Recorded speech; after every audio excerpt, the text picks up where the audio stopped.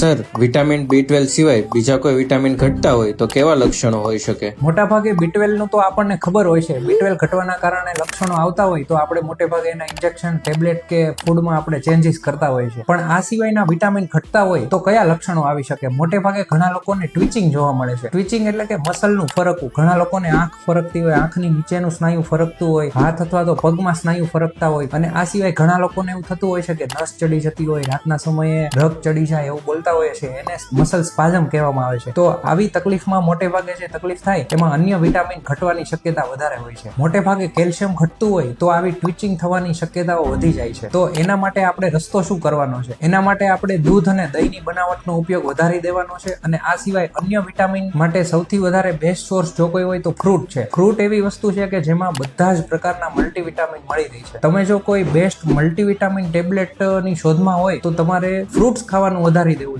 અને ખાસ કરીને ખાટા ફ્રૂટ હોય છે એમાં તમામ પ્રકારના વિટામિન મળી રહેતા હોય છે.